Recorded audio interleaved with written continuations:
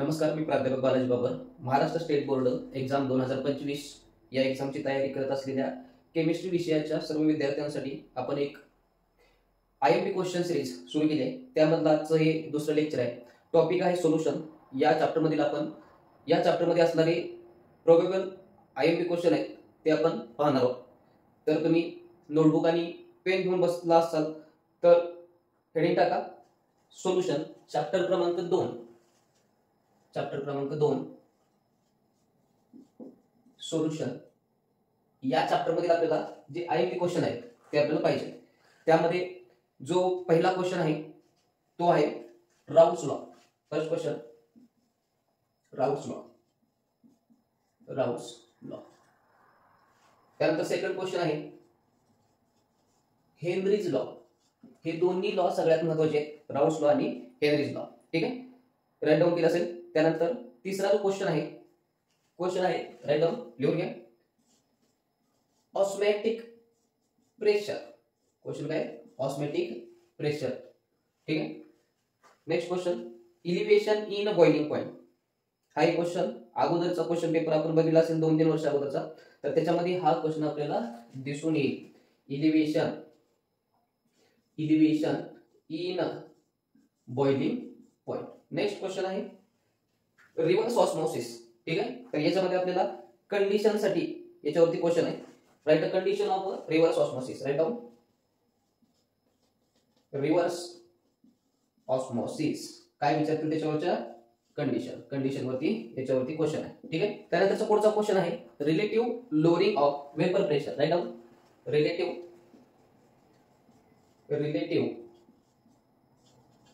Lowering of vapour pressure. ठीक आहे. Next question van't Hoff factor. याच्यामध्ये इक्वेशन आहे I इज ग्रेटर दॅन 1. याच्यावरती आपल्याला क्वेश्चन विचारला जाईल. काय आहे? Van't Hoff factor. याच्यामध्ये I इज ग्रेटर दॅन 1. ठीक आहे, याच्यावरती क्वेश्चन असणार. त्यानंतरचा पुढचा जो क्वेश्चन आहे freezing point depression. Write down freezing point depression. Freezing point depression. त्यानंतरचा जो महत्त्वाचा प्रश्न आहे what is ideal and non ideal solution. Write down ideal and non ideal solution.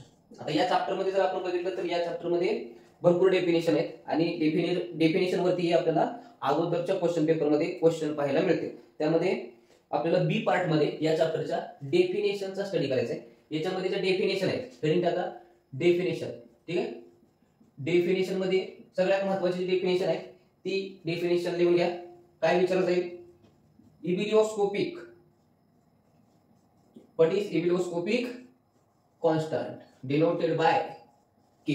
ठीक आहे, ही फर्स्ट डेफिनेशन विचारलं जाईल. त्यानंतर सेकंड डेफिनेशन आहे what is cryoscopic constant denoted by KF. त्यानंतरची तिसरी जी डेफिनेशन आहे त्यामध्ये what is semi permeable membrane. Write down what is semi permeable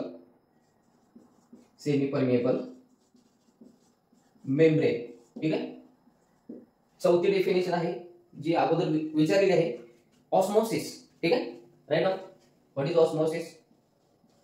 osmosis. त्यानंतर 5 नंबरची डेफिनेशन आहे त्यामध्ये आइसोटोनिक. 6 नंबर